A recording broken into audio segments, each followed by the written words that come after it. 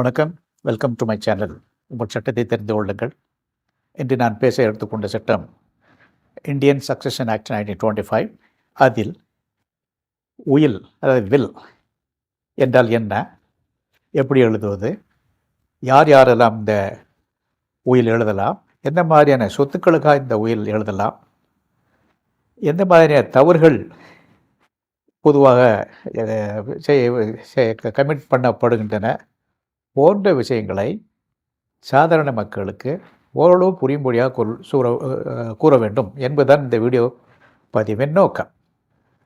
Will என்பது it's a legal document by which a testator plans distribution of his assets among his children and others. இதுதான் very briefly the definition of a will in English. என்ன purpose அப்படின்னா, உதாரணத்துக்கு ஒரு நபர் இருக்கிறார், நிறைய சொத்துக்கள் உள்ளன, வயதாகிவிட்டது. அவரது காலத்துக்கு பின்பு அவருடைய குழந்தைகளுக்கிடையே சொத்து பிரிவினை பற்றி பிரச்சனைகள் ஏதும் வரக்கூடாது என்று அவர் எண்ணினால் வில் எழுதலாம். இன்ஃபேக்ட் உயில் எழுதுவது மிக மிக அவசியம். அடுத்து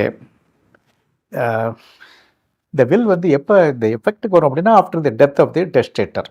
அந்த வில் எழுதக்கூடியவருக்கு பேர் டெஸ்டேட்டர். அவருடைய காலத்திற்கு பின்பு, அவர் இருந்த பின்பு தான் இந்த உயில் அமலுக்கு வரும் அல்லது இம்ப்ளிமெண்டேஷன் ஆர் எஃபெக்ட்டுக்கு வரும். உயில் எழுதணும் அப்படின்னா அது சொத்து இருக்கணும். சொத்து இல்லாத ஒருவர் உயில் எழுதி பிரயோஜனம் இல்லை. எந்த மாதிரியான சொத்துக்கள் இந்த உயில் மூலம் கொடுக்கப்படலாம் என்றால், அசையா சொத்துக்கள், அசையும் சொத்துக்கள் எது வேண்டுமானால் இருக்கலாம். எதிர்காலத்தில் அவருக்கு ஒரு நபர் கிடைக்கக்கூடிய சொத்துக்களை கூட இந்த உயில் மூலமாக கொடுக்கலாம். மாதிரி பெனிஃபிஷரிஸ் யார் யாரெல்லாம் யார் வேணாலும் இருக்கலாம். அவருடைய குழந்தைகள் இருக்கலாம்.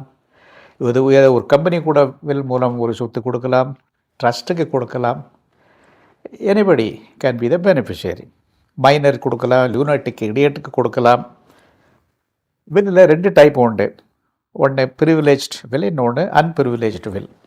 ப்ரிவிலேஜ்டு வில்லுங்கிறது இந்த ஆர்ம்டு ஃபோர்ஸஸுடைய ஆட்கள் எழுதப்படக்கூடிய ஒரு வில். அதில் ஒரு சில கன்செஷன்ஸ் உண்டு. அன்பிரிவிலேஜ்டு வில்லுங்கிறது for common man like me and you. இன்னொரு இந்த கண்டிஷனல் வில் அப்படின்னு ஒன்று உண்டு. அடுத்து இந்த வில்லை எழுதக்கூடிய நபருக்கு வயது 21 இயர்ஸ்க்கு மேலே இருக்க வேண்டும். அவர் சவுண்ட் மைண்ட் உள்ளவராக இருக்க வேண்டும். அடுத்து இந்த டெஃப் அண்ட் டம்ப், அதாவது குருடர்கள், காது காக்காதவர்கள் கூட இந்த வில் எழுதலாம்.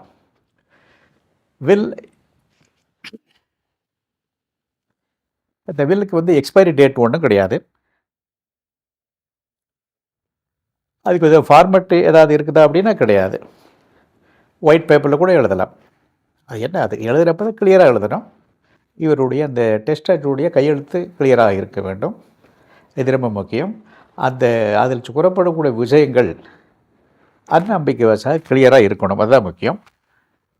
ரிஜிஸ்டர் பண்ணணுமா அப்படின்னா தேவையில்லை. ஆனால் ஸ்டாம்ப் பேப்பர் வாங்கி அதில் வில் எழுதுவது மிகச்சிறந்தது.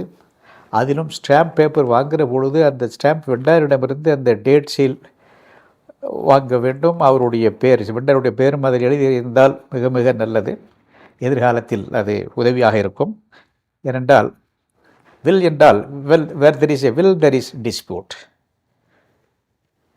Lot of wills are disputed in courts.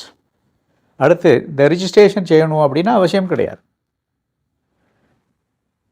வில்லை அந்த நபர் இறந்ததுக்கு பின்பு அதை ப்ரொபேட்டும் பண்ணிக்கலாம்.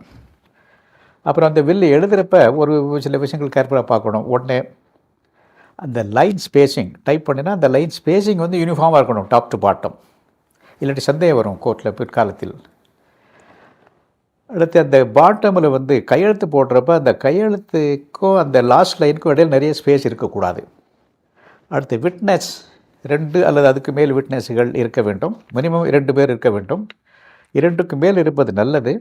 தவிர அந்த விட்னஸ், அதாவது சாட்சிகளுடைய வயது இந்த டெஸ்டட் வயதை விட குறைவாக இருக்க வேண்டும். அது ரொம்ப நல்லது.